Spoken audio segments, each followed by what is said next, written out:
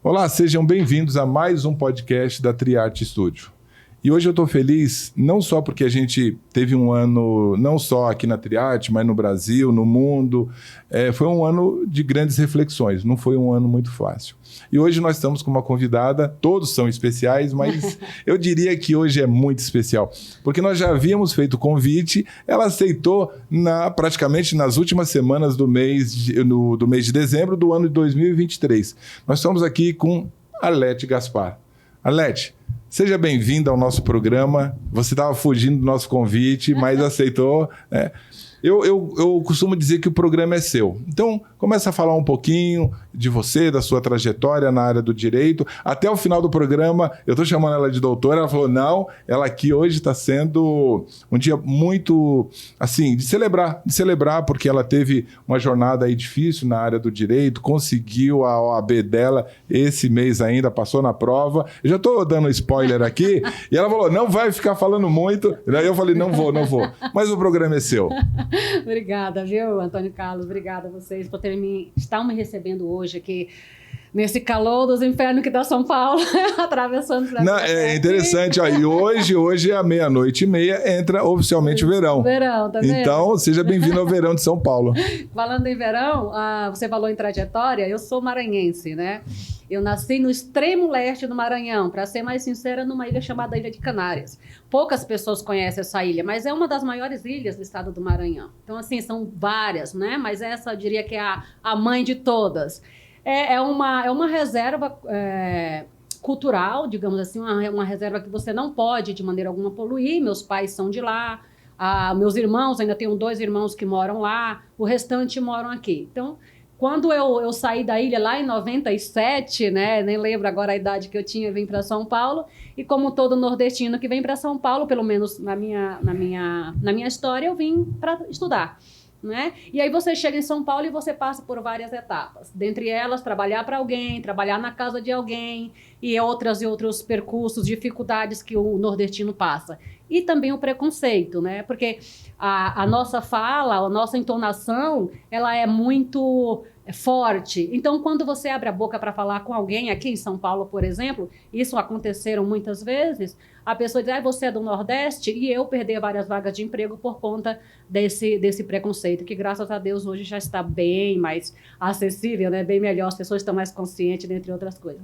Mas aí eu cheguei aqui em 97, voltei, e aí fiz várias coisas, né? Trabalhei, estudando, e 2005 eu voltei, não para a ilha, mas voltei para uma cidade próxima, fiquei 5 anos lá, retornei para São Paulo em 2008 e estou aqui. Hoje, nessa empreitada aqui com vocês, morrendo de vergonha, brincadeira. Não tenho vergonha não, sou um pouco desenvergonhada. Se tem uma coisa aqui que a Arlete não tem, é vergonha. Mas você sabe que eu gosto muito de falar com você, a gente se conhece há pouco tempo, mas essa alegria, essa energia, ela é contagiante. Mas isso não quer dizer que a trajetória, a jornada foi fácil. E é o que você falou, né? O preconceito, as pessoas te julgam porque você não é daqui, a cor da pele, a religião, é tanto preconceito, e vencer tudo isso é muito difícil. Então, quando eu vibrei tanto quando você falou de toda a sua trajetória na área do direito e como você conseguiu conquistar, né, passando na prova da OAB. Nós estávamos entrevistando essa semana o Matheus, e aí foi legal chamar ele de Dr. Matheus, também um garoto que teve toda uma trajetória, mas a conquista de passar na prova da OAB é algo que, olha... Ele fala na prova da OAB. É porque, assim, Antônio Carlos, uma pessoa que nasce em uma ilha como a que eu estou falando, e aí depois vocês podem pesquisar, hoje ela está um pouco mais evoluída, mas a época, vamos considerar aí, né? Eu não vou dizer minha idade, óbvio. Mas você imagina uma ilha em que tinha como luz somente a lamparina, né? Hoje você imagina o que é a lamparina hoje. Hoje a lamparina é um objeto de decoração das grandes... aqui em São Paulo, por exemplo, você vai em restaurantes, hoje você vê a lamparina como objeto de decoração e fica bonito, aquela coisa rústica fica bonito. Então, uma pessoa que sai de uma ilha dessa, é improvável, né? É inimaginável você vir para uma cidade grande e você conseguir galgar algo para você sem que você se venda. Eu acho que o ponto é esse, sem que você se venda. Porque um homem é difícil, mas para uma mulher é mais difícil. Porque independente do rosto que você tenha, do corpo que você tenha, você é uma mulher. E em sendo mulher, você vai sim se deparar com várias cantadas, com várias indiretas, com várias oportunidades, grandes oportunidades que eu deixei de pegar, justamente porque tinha como paga não a minha vida profissional, não o que eu poderia entregar profissionalmente. Então, isso para mim foram decisões, né, que eu fui tomando na vida de que não, isso para mim não me serve e eu vou trabalhar como tem que trabalhar para chegar onde eu quero chegar. E aí você fala da OAB, eu diria assim que para 2023 foi um ano de... como que eu posso dizer? Foi o ápice dessa grande jornada, caminhada, né? dessa jornada. Porque lá atrás eu fiz várias escolhas, né? Arlete, você fez escolhas boas, posso ter feito escolhas boas, mas também fiz algumas escolhas ruins. E é normal do ser humano fazer escolhas ruins, porque são elas que te permitem aprender, né? São elas que te permitem dizer por aqui você não vai e você tem que ir por aqui. Senão você vai no mesmo caminho e você nunca consegue entender por que você está errando se você não prestar atenção nos erros, nas escolhas. E eu fiz essas escolhas. E também fiz as escolhas certas. E assim eu vim galgando até hoje. Então, 2023, para mim, é o coroamento dessa caminhada, né? E eu pude voltar recentemente na minha ilha, e ainda é uma ilha, como que eu posso dizer, onde comportam essas pessoas simples, pessoas amáveis, onde está a minha família, é onde eu me reconecto, é onde eu me encontro, é onde eu sou feliz. E além das coisas que eu tenho, hoje eu posso ir em alguns lugares que eu queira ir, que antes era inimaginável. Hoje eu volto lá, mas eu volto lá e digo, eu deixo tudo isso daqui para eu voltar para onde eu vim, porque é lá o meu oásis, né? Lá onde estão as pessoas que eu amo, e são pessoas simples, são pessoas humildes. Então, quando eu voltei agora, há um mês, eu encontrei muita gente feliz, porque eu tinha passado numa OAB que para eles até hoje é inimaginável. Você imagina aí o extremo leste do Maranhão. A gente está falando de lugares que isso é inimaginável. Né? Assim, eu quero te cortar um pouco, te pedindo licença. Inclusive, né, Jadson, a gente tem um jeito aqui que faz uma produção que, de repente, nós vamos conseguir, na hora que você fala dessa sua casa, desse seu lugar, de onde você veio, a gente quebra aqui o vídeo e sobe algumas imagens da ilha. Inclusive, se você tiver, você pode disponibilizar. Você dá risada, eu dou risada, mas nós temos trajetórias muito parecidas. Eu também, que vim do Rio de Janeiro, lá de Nova Iguaçu, da Baixada Fluminense, Belfor Roxo, eu brinco que eu estava do lado do Zeca Pagodinho, porque ele é de Xerém, né? É a Baixada Fluminense. Mas não se compara a uma ilha. E quando você fala, gente... Não é que não tem internet, não tem escola, não tem informação. Tem escola, rosca e tal, a gente sabe. Mas não tinha energia elétrica. Então, uma pessoa dessa sair e realmente conseguir essa mudança, não só de que você na sua jornada conquistou muita coisa, mas o seu mindset, a tua cabeça teve que ser mudada. Você mudou a sua cabeça, algo mudou em você. E quando você volta, e por que eu falo da OAB? Eu sei da simplicidade que você tem, não fica se engrandecendo porque passou na OAB. Não é isso, e você sabe que não falo disso. Mas assim... não foi só por você. Exato. Quando o Dr. Matheus esteve aqui, não foi só por ele, foi pelo pai, pela mãe, por uma série de coisas. Então, quando você volta na ilha, fala assim, está chegando uma doutora, está chegando uma pessoa que teve todo um trajeto na área do direito, que é uma matéria difícil, e celebrou com esse coroamento, né? Coroamento que é a OAB, que é uma prova difícil. É isso. O povo se reconhece em você. Olha que maravilha, que frase bonita.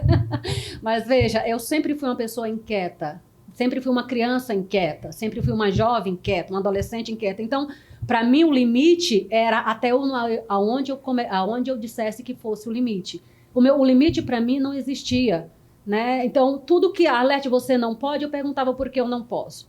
Então, eu nasci num lugar em que as mulheres tinham que nascer, crescer, casar, ter filhos e cuidar do marido, cuidar da casa. Eu nunca permiti que a minha vida se limitasse a isso. Não estou desmerecendo quem vive assim, quem gosta, de jeito nenhum. Cada um tem suas escolhas. Mas, para mim, essa não foi a primeira escolha e nunca foi a escolha na minha vida.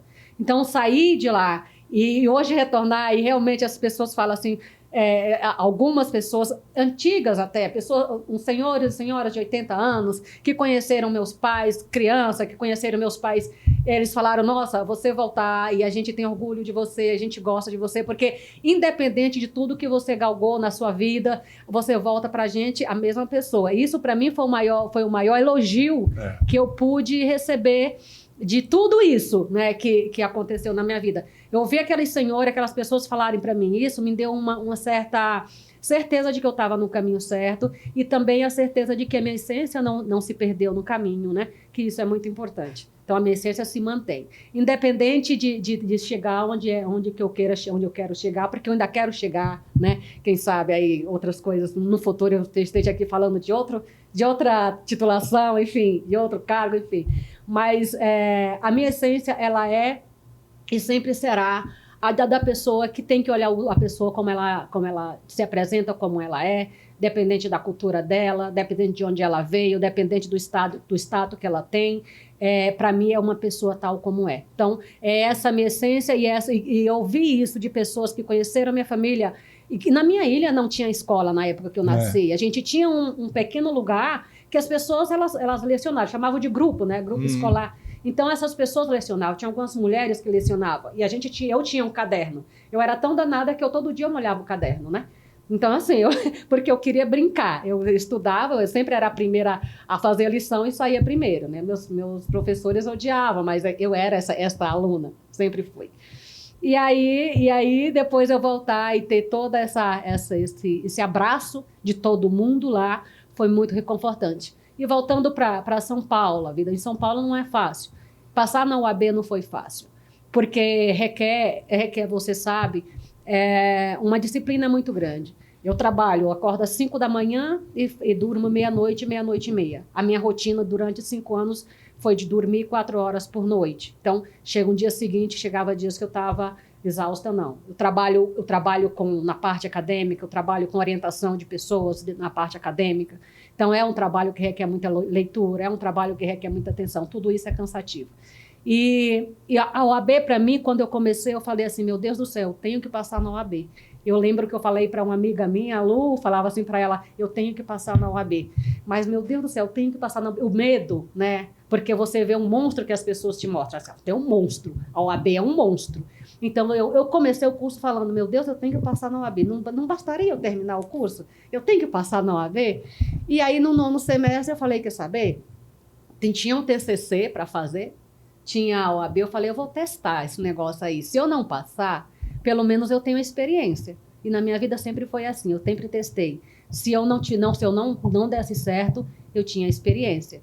E aí eu fiz e passei de primeira, na primeira fase. E aí fui para a segunda fase, fiz essa prova com uma crise de labirintite como nunca tinha tido na vida, porque eu tive um pico de estresse, levantei de manhã e eu não conseguia me pôr de pé. Então, essa minha amiga foi me deixar para fazer a prova. Conversei com a fiscal de sala para que ela me pudesse me falar os horários. E ela ficou praticamente me prestando atenção em mim durante a aula, a prova toda.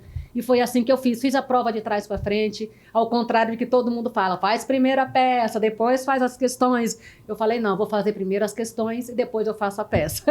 Então, eu fiz assim e deu certo. E aí, na verdade, eu falei assim, quando eu cheguei em casa, eu falei, eu não passei, porque na condição que eu estava, seria impossível. E aí, à noite, um colega meu ligou, e aí eu falei, putz, ele vai falar para mim que eu não passei, né? Aí ele falou, não, eu tenho que te dar notícia que você passou. Aí eu falei, não acredito. Ele tá olhando a outra lista, deixa eu olhar. Aí eu olhei a outra lista, estava lá meu nome. Então, para mim, foi um salto que você, talvez, às vezes, pessoas não conseguem dimensionar de onde eu vim e aonde eu estou e aonde eu quero chegar, lógico. Mas de onde eu vim, de onde eu estou e aonde eu estou. Foi um salto que na minha cabeça não passava. Na minha mente, eu sabia que eu ia longe, eu queria ir longe como eu quero ir longe.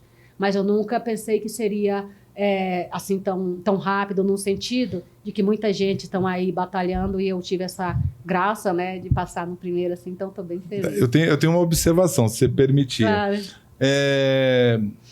Muitas vezes as pessoas falam tem que ser disciplinado, mas tem que ser persistente para chegar em resiliência, né? Porque tudo que acontece muitas vezes na nossa vida, ela faz você desistir ou faz você nivelar pela média para baixo. Você olha para quem não conseguiu e aí você aceita que aquilo é uma verdade.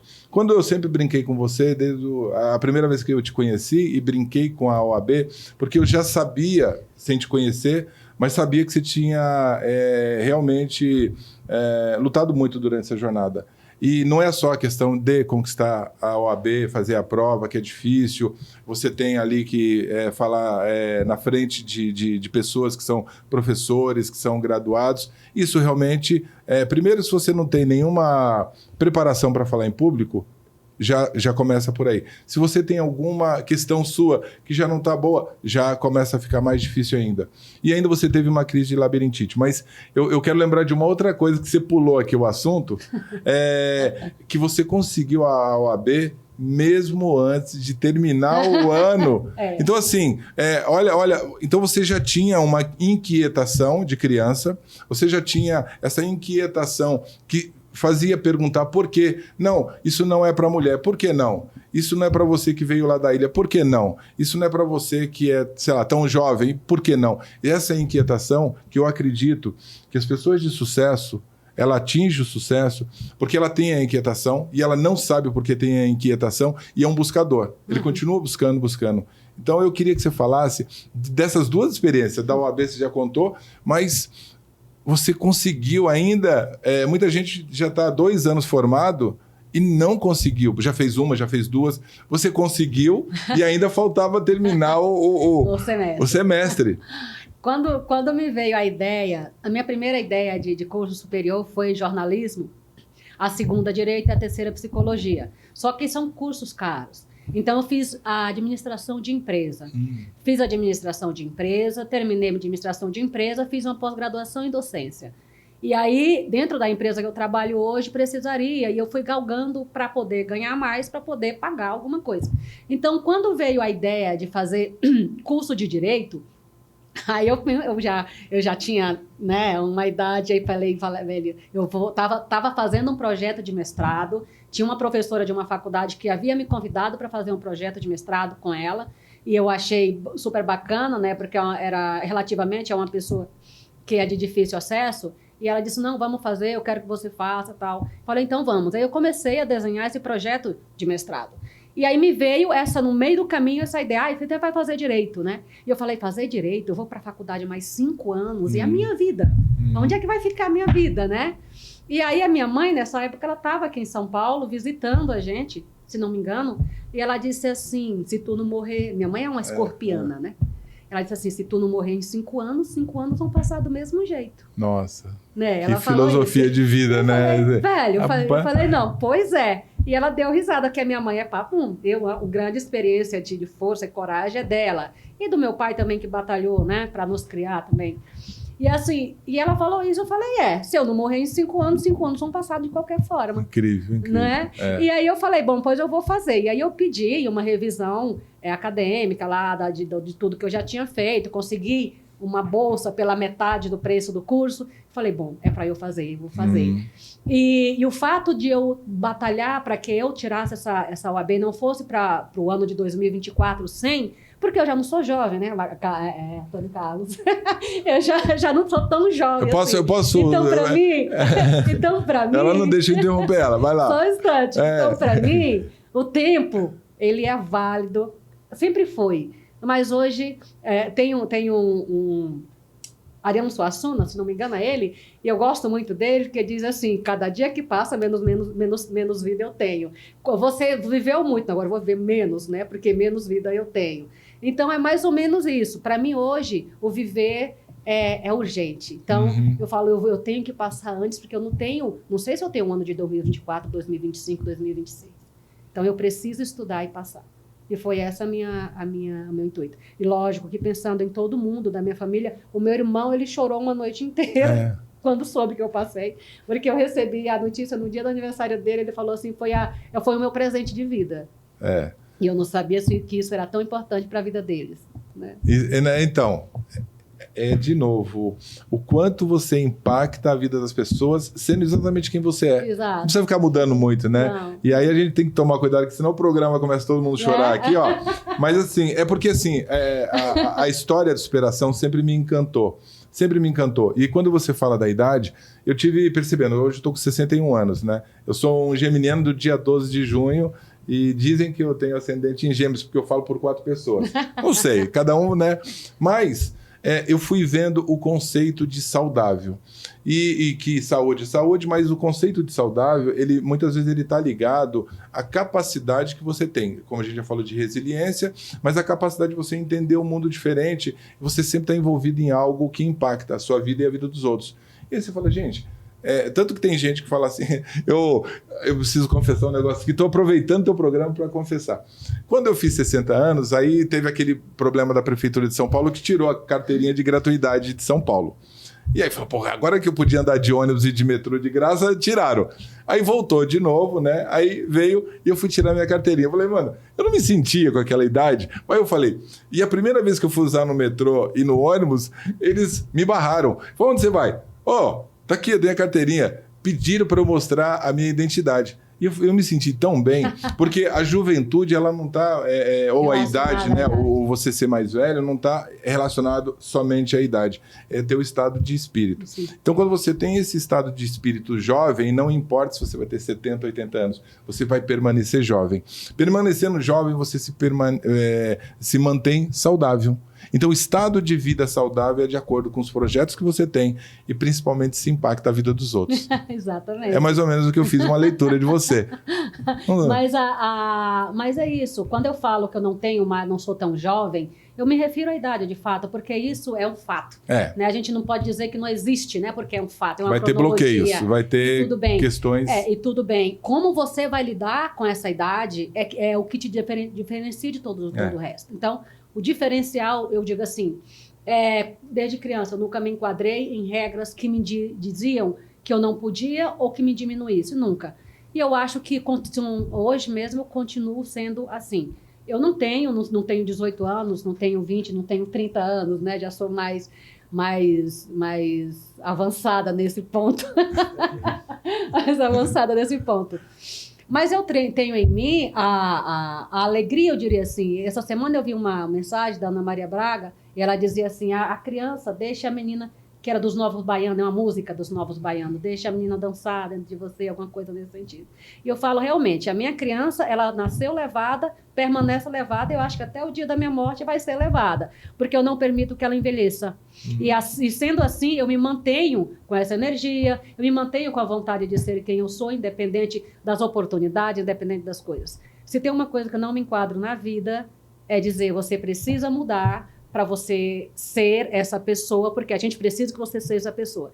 Isso, no primeiro ponto, já me faz infeliz. Em se tornando dessa forma, eu falo, sinto muito, foi. Isso não me abraça, não me pertence, não faz parte da minha vida. Então, essa sou eu, né? Acho que chegar hoje, coroar o ano de 2023, 2023 foi um ano de descoberta, foi um ano de conquista, foi um ano de muita luta, foi um ano de descoberta e saber o quão importante tudo isso que fiz foi para minha família, e como eles se sentiram orgulhosos, né? E eu fiquei impactada com isso. Falei, nossa, né?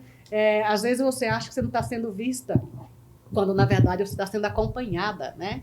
Você está sendo, não só vista, você está sendo acompanhada. E isso eu vi na minha família, quando eles começaram a gritar, a brincar, a falar parabéns, aquela coisa. E não só parabéns, mas a emoção que aflorava naquele momento. Então, isso é muito importante para a minha vida. E me basta para caminhar mais e mais e mais.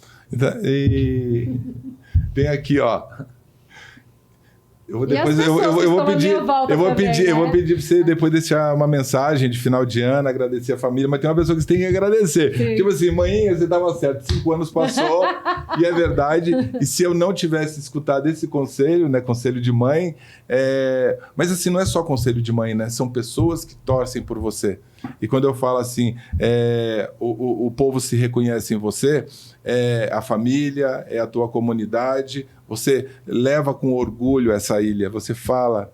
Então é possível. É a minha raiz, possível. Né, de onde eu vim. E assim, ela tem um programa. É a minha aqui, cultura. Tem um programa que daqui a pouco ela vai falar, né? Conversa arretada, e foi uma conversa arretada pra caramba.